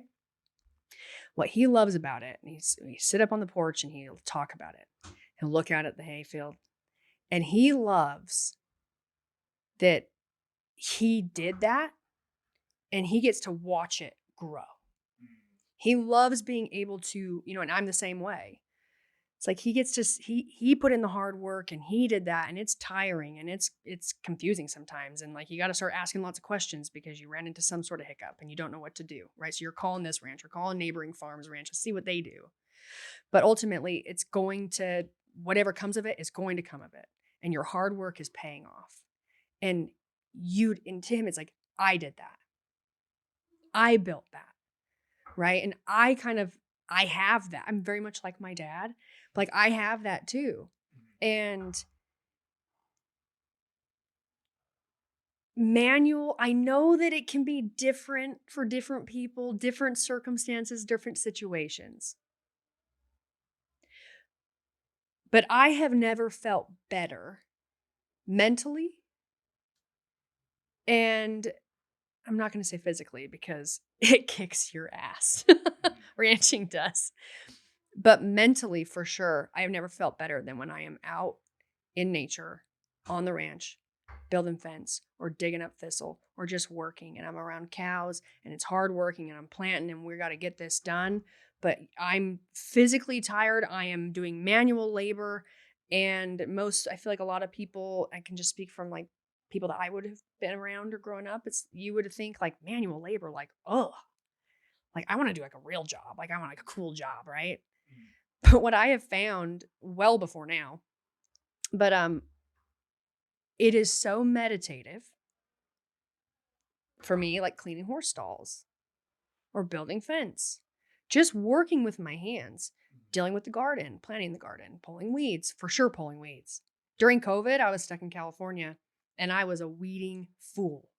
I was out in my yard pulling weeds every day because it was meditative. It was calming, but manual labor and maybe if it's something that you get to choose you want to do, like you like choose your own adventure and you're going to embrace the suck because it's your ranch and you're working on it. It's just being outside and moving and working hard is good for you.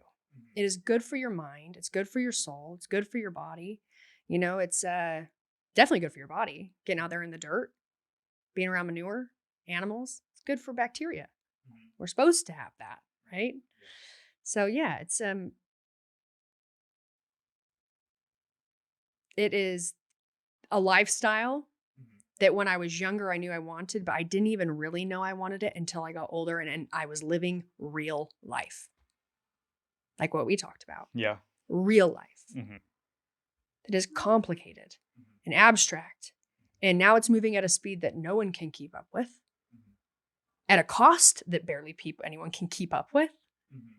And there's never been a better time to leave it, go outside, where everything almost slows down at the ranch or the farm. You have a lot of work to do, but all of a sudden it's like you're out of that. And you're living a whole different sort of reality that is important, that is calming, that is, it's gives you mental clarity, better for mental health. You are self-sufficient. You're learning how to be a good steward of the land, working with animals. I mean, it's testing your character all the time.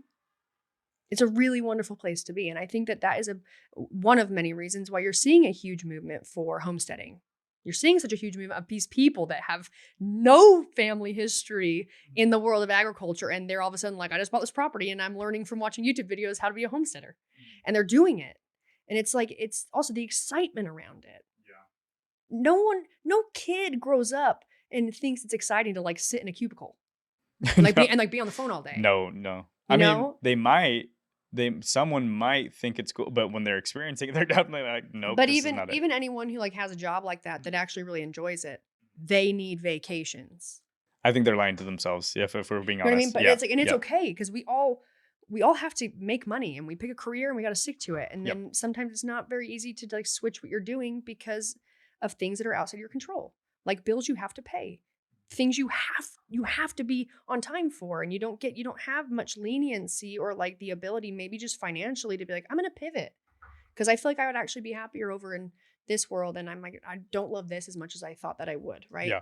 You only really have that luxury if you have some sort of support system, Mhm. whether if it's like your parents or your partner's Yeah. financial situation or whatever it is that gives you that little bit of room to be like, I need to pivot over here. And so you're going to have a lull in your life, in your business life, of like, what are you bringing in financially? What are you getting done? Because you got to start something new. Not everyone has that opportunity to do those things. And so we get stuck probably spending way too much time in an office. And it's not because you want to be away from your family during the holidays. It's because you got to keep the roof over their head. And there's so many things that I can't even directly relate to. I can relate to a lot. No, we're not getting into like my youth or my family or like things that were struggles for us when I was growing up. But Yeah, I think you summed it up best with the whole agriculture growing practices. So many nuances in that, so many nuances in the human and experience that I and didn't everything. know. Yeah. I understand a lot of them, but I only know more and more and more and more and more because this is a mission we are deep diving into. We are jumping right in, and it's burn the ships, burn the boats. We're not giving up because Yeah. we know it's like we peeked behind the curtain. And once you peek behind the curtain and you know what's going on, like if you don't try and do something about it, like you're part of the problem. Yeah. Yeah. Oof. Speak to that.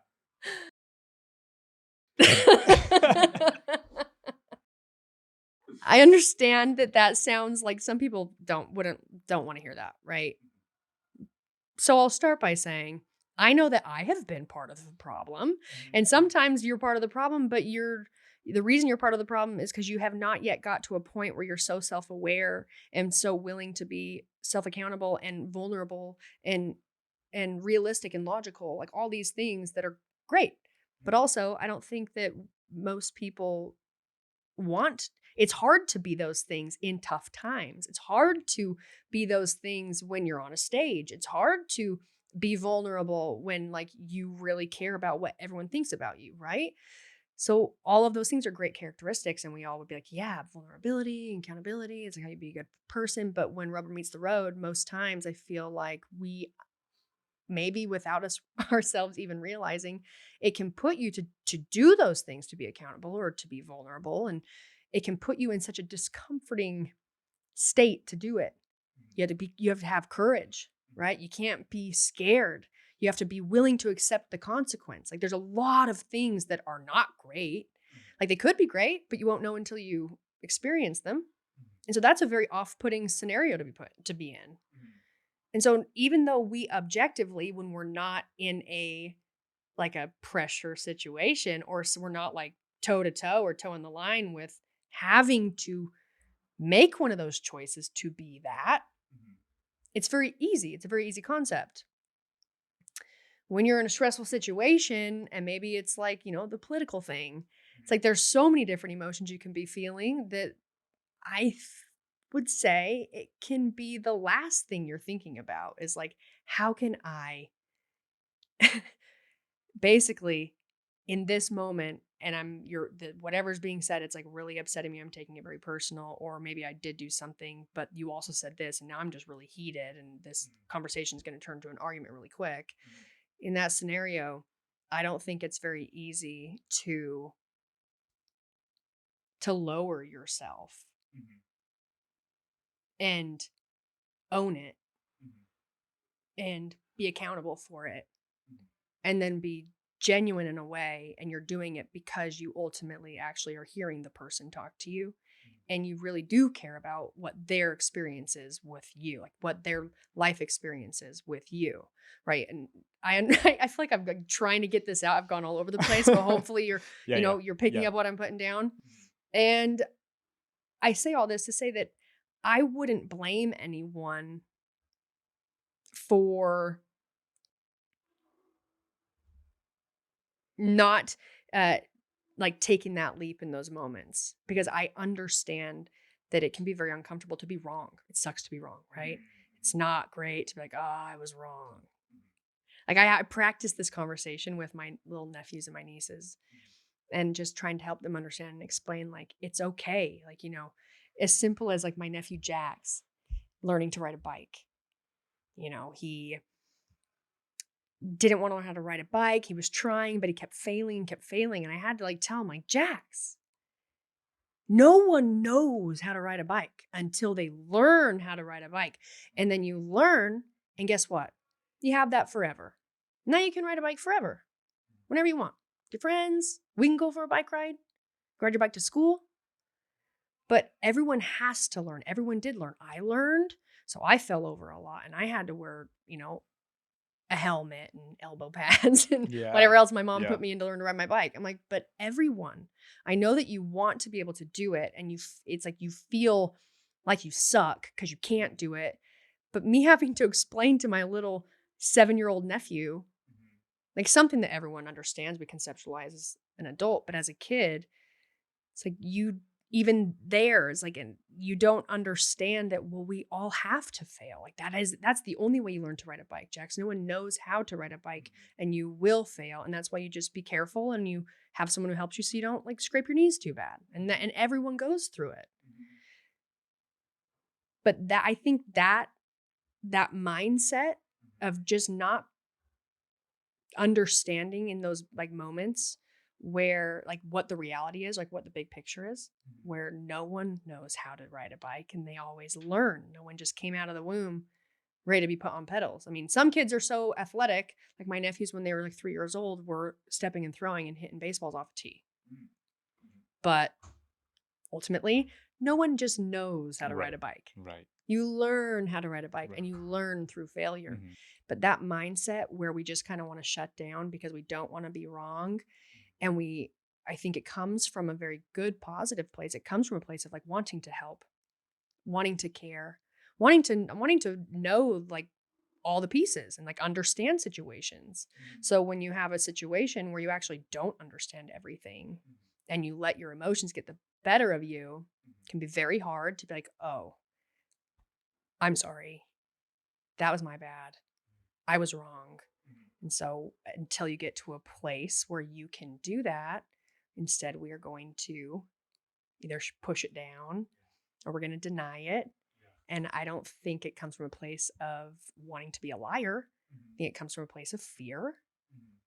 So yeah, I think courage is probably something that we all need way more of. And then also empathy for people that aren't yet there, and they haven't peeked behind the curtain. They don't really know what's going on. They don't know all the nuances. So they're going to make claims. They're going to say things because they're emotionally driven. And that's just what happens. That's just what comes with it.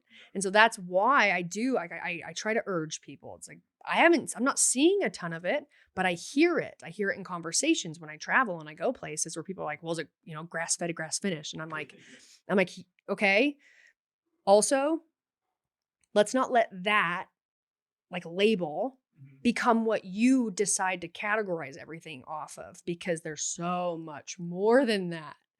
Like there's so many more things that are way more important to the practices that are being done at that operation than just what their finishing protocol is, that would actually affect the quality of the beef way more, because the whole lifespan, right? Over just like 8 weeks or however long their finishing protocol is, 6 to 8 weeks, could be 8 to 12 weeks. Really, that all depends on what the producer has available, what they can actually get, if they have the space, do they have to move their cows early? Like how much time is it going to take for them to actually get them into the processor, because we have not enough processing facilities in the US. Those are all things that come into play. It's not like they have some people obviously probably have a protocol and they do the same thing every time and they got the perfect operation or setup and the whole gambit. But when we're focusing on all of our small operations and family farms and ranches and, all the things, a lot of people it does not happen so easily. I mean, even for us here, like we'll finish our steers on a certain grain one year. And, when my dad will tell me, well, don't say, he's like, he'll be like, well, if they ask like the finishing protocol, just say grain, because we don't know what will be available at that time to buy to finish them out. Yeah. It's like, because they don't know. And it's because they are at basically how much feed is Utah bringing into the state this month or next month. And, that's going to depend, that's going to change the pricing for certain things for farmers too, and for ranchers. And there's just so many more nuances that have to be addressed in order for the operation to continue. And unless you're very, very close to it, you're not going to know about them. And that's very understandable. So I just say, if we put all the bullshit down and we just focus on the most important issue that I personally think, I don't care what side of the aisle or what you believe or what you don't believe, if you're blue, you're red or whatever, okay? I don't care. Everyone deserves to have healthy, sustainable, repeatable food that is good for you and that's doing what it's supposed to do and doing what God intended for it to do. And so we really just need to we can all come together on that. Like, let's just focus on keeping the ranchers and farmers we still have in business. If you don't know anything about what it takes to take a cow from calf to butcher, then stay out of it or do some more reading. Because even for myself, it's like, I'm not going to get into a bunch certain conversations because I don't know enough, but I do know enough to know that there's tons of things I don't know and that they all matter and they all come into play when it comes to an operation running and then surviving. Yeah, I think everything that you're saying is so powerful. First, staying curious, then having that beginner mindset, right? I'm excited for the person listening or watching this that's going to go and reach out to a local farm because of From the Farm. And then now they get that experience of, if you want to build a relationship with these guys, I'm sure they're going to be open to having conversations and dialogue, and on both ends having that, again, dialogue is just so important. But if you go in thinking these processes without experiencing it, that's crazy, right? That's lunacy. Yeah. Well, Yep. I really hope that if there's anyone listening, like maybe hears me talk about, maybe state certain things in a certain way. I don't want you to feel like I'm attacking you in any way, shape, or form, because I'm speaking to myself just as much as I'm speaking to everybody else. The only difference is I'm way further down the line. I understand way more. And I also have, I just do not want to lose something, an industry and a lifestyle and a way of life that built everything I have. That the only reason I'm here today and people are here in Southern Utah is because of the people that came here and did all of that, right? Hard work is in my blood, and and being someone who's like an innovator or someone who is going to be an entrepreneur, like you said, you've been an entrepreneur since you were like probably 16, 17. I always kind of said, when I was in my 20s, I was competing, but I'd get asked about, like, because I've done different companies and I've started different things. And I just the only thing I could say is, I think that I've been doing it before, like being an entrepreneur before I even knew I was. And that's just because of like the mindset you have or the way that you think or the way you might observe, certain things and see opportunity and like have ideas. I am an absolute idea person. I have ideas all the time. And if only I had the money to have the team to be like, here's my idea. And they're like, cool, we're going to get started. I'd be like, sweet. All right, on to the next thing. It's more like, that's a really good idea. And I guess I'll put it over here and then maybe find it later and then probably won't and move on to the next. What was that thought you wanted to? So something that I think I'm just over the moon. What an old saying. Over the moon with From the Farm is honestly the very simple and so accessible and so easy opportunity for new businesses, for new small businesses, because there's no like size limit on an operation. It's not like, oh, we're doing small farms and ranches, but it has to be at least this many square feet. No. So just like Victory Gardens, right, that they did World War II, if you are, maybe you don't have, you love the lifestyle, or you love the idea of like growing your own food and kind of helping your neighbor, or you really want chickens and you want to do your own eggs. You don't really need to have a lot of experience for, or a lot of space for those things. And you still can get an LLC, open your business, and now you can start a store on From the Farm where maybe it's just your neighbors. Like, I'm not going to ship. I'm 8 years old. Like my nieces and nephews all the time. I'm always thinking about like different businesses that they can do. Because when I was little, I was that kid. I was like selling this. We were picking, raking leaves or doing the lemonade stand, trying to earn money. But if you have any interest in a garden, you have any interest in baking sourdough bread, you have any interest in, doing a cow share, or maybe you do a cow share, but you're also getting so much milk that you would love to be able to make yogurt, and now you want to sell yogurt. Wait, so you guys are branching off from oh my God.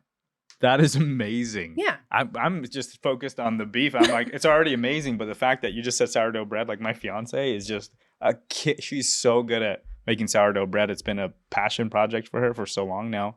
She just naturally over time got good at it. That's crazy. But something like that is like, it's something that people are really loving and enjoying doing. And it's kind of, it's not a lost art, but baking bread at home, I think, is a lost art unless you are at a point in your life where you're like, I want to try making sourdough bread because it's trendy, right? Everyone's doing it. There's tons of content and information available. But when I was growing up, my mom made homemade bread once a week. But when I was really, really young, baby, and when my siblings were growing up, my dad milked the cow twice a day. My mom made, butter. My mom made bread. We ate out of the garden because they couldn't afford to go to the grocery store. I mean, that's how I always get mad at my mom because I'll talk about things I want to do and she'll be like, oh, we did that. And I'm like, yeah, but you don't anymore. I'm like, do you see what I'm getting at here? I'm like, we need to do it again. Yeah, the implications are huge. Like I'm imagining my teenager, she, instead of learning how to, I guess she's learning some sort of skill sets in lemonade stands, but for the most part, not a ton. But like she then has an affinity towards sourdough, and so you're teaching her how to source the most nutrient dense grains, and then how to mill, what is it called? Mm-hmm. Yeah, mill it. Mill it, and then now you're teaching her the process of sourdough, and she's learning this life skill that she'll always have. Which is very cool. Or raising chickens, yes. And all of these life skills point back to self-reliance. And That's powerful. it teaches them to learn like value of life. Yes. And like true value of things, which is now going to work on a deeper level with character and traits that they have and they acquire because of this, right?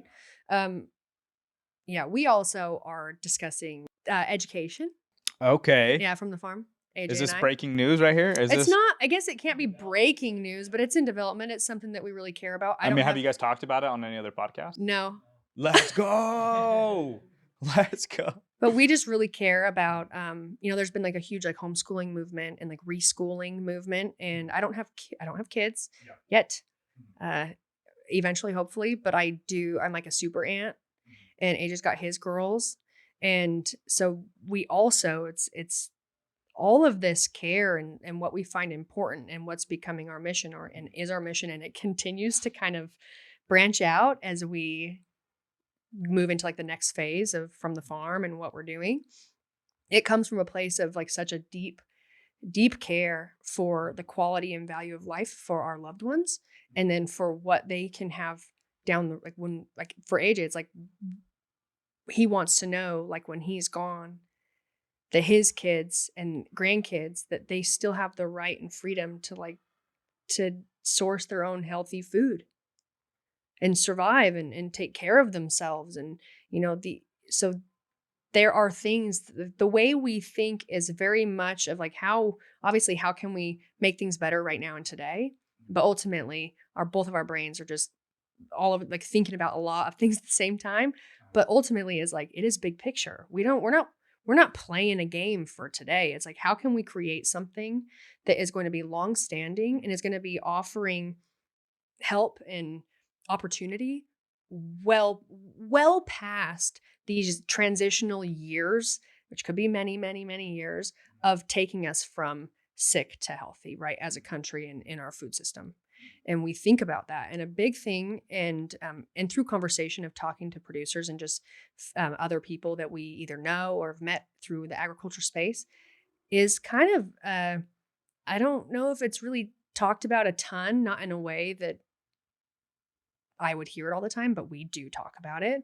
But it's the fear of losing old knowledge.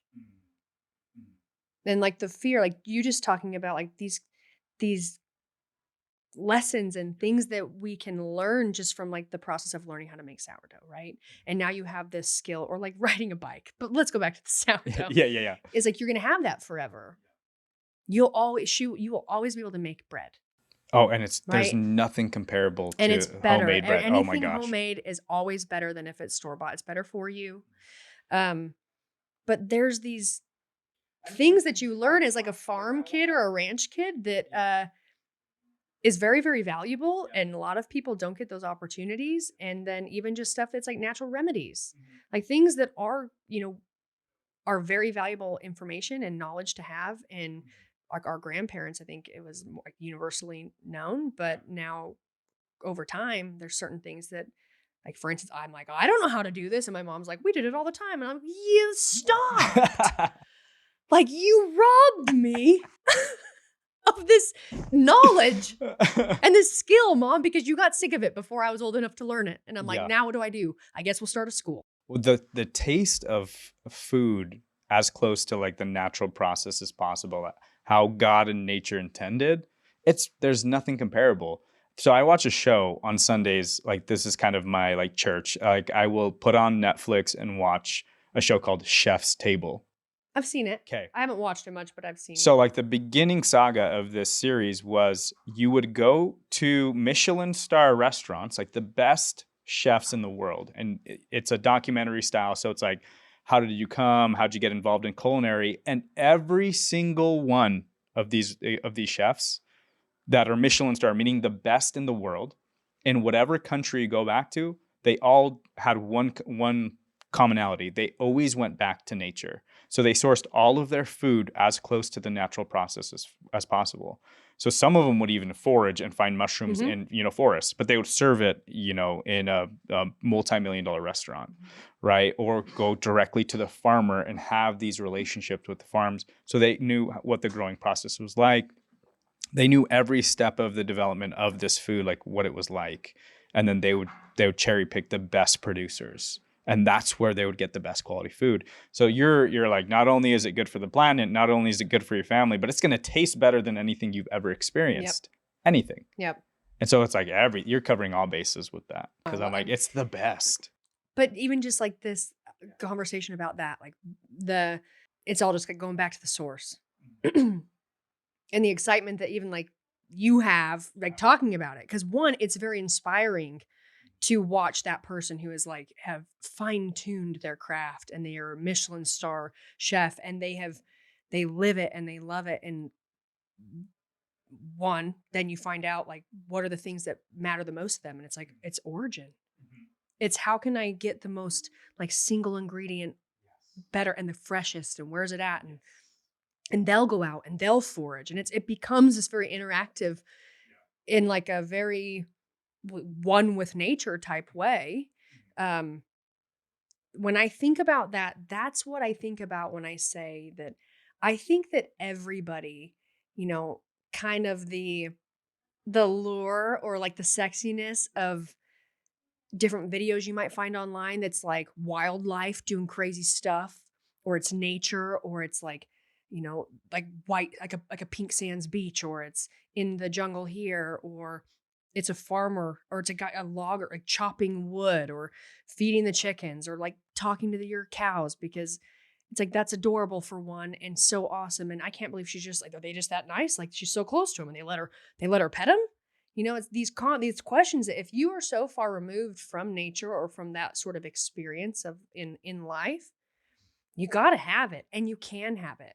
And it's just so much cooler and so much more important than, at least in my lifetime so far, that society has ever painted it to be. There was quite the effort to get people away from and that way of life and off rural land and into cities. Now we don't need to get into like all the whys and stuff. We can wait till like AJ's on, and we can have that conversation. The way that you're leading your life currently is hopefully inspiring the next generation to start consider homesteading or these different, practices and traditional things. That's so And it might interesting. be a little self-serving. Yeah. Oh, yeah. Because I love it so much, but I also think that it comes from a place of I've been through like very hard things, many of them, right? And the peace that you can have, even if it's just like, anecdotal or in the moment, or you're just stressed, or you have like work's kicking your butt or whatever it is, how easily it can be to immediately have relief from whatever that is, especially like psychological stress, just by being out in nature and by experiencing life with animals. So just being near them, horses, cows, whatever it is, but like experiencing life, it just is so, it's like guaranteed to create a better experience for you, whatever it is that you're trying to work through. Yeah. And I personally tie that into, God, and I'm a firm believer in all that. And I also, so it makes it even feel even better for me when I have solitude out in nature. But I take, nature walks by myself all the time. And it's just for the quiet, and it's just to observe nature and observe, life that's happening around us that is there, and it's there all the time, and it's really beautiful, and it doesn't really suck the life out of you. It recharges you, versus regular life is constantly sucking every ounce of energy that you have. It takes it and it doesn't give it back. And that's why we need friends, right? That's why we need certain activities, or like self-care, something, whether it's exercise. For some people, it's exercise, it's going to the gym. For someone who was a competitive athlete, it's not exercise. That doesn't create a peaceful state for me. Interesting, yeah. It's more of a stressful experience. So I have to be particular about what types of activities actually help me to just like enjoy, relax, and have more of a stress-free experience when it comes to like fitness stuff. And it's usually like going for a run. It's like the most simple, easiest, like not too complex, where I can like have a calm mind and maybe work through other thoughts or problems I might be experiencing at the time. Yeah, that's so powerful. For the more logical person that maybe needs to bridge the scientific with what we're saying, maybe it sounds too woo-woo. Yeah. Which it doesn't now. I but mean, it 100% sounds woo-woo. The only difference is I'm not telling you to put your rocks in the moonlight. Yeah, Okay, right. that's woo-woo. Right. And so there's a book that I recommend everybody listen to. It's called Nature AJ like Fit. It's called Nature Fix. And it kind of breaks down every sense, whether it's auditory, the benefits of listening to nature or seeing nature or breathing nature, and all of this self-regulatory and down-regulation that it does. So there is a real scientific connection now, and real hard studies that show how grounding, right, literally and metaphorically, it is to be in nature. And so to have a practice or have a business, have something that you get to do that and also profit, which is the motivation for everybody listening here, is money. You're doing everything for money right now. Very few people are not doing anything. We all have to pay bills. We have to. I mean, we have to. Don't get Brooke started with taxes. I wish we didn't.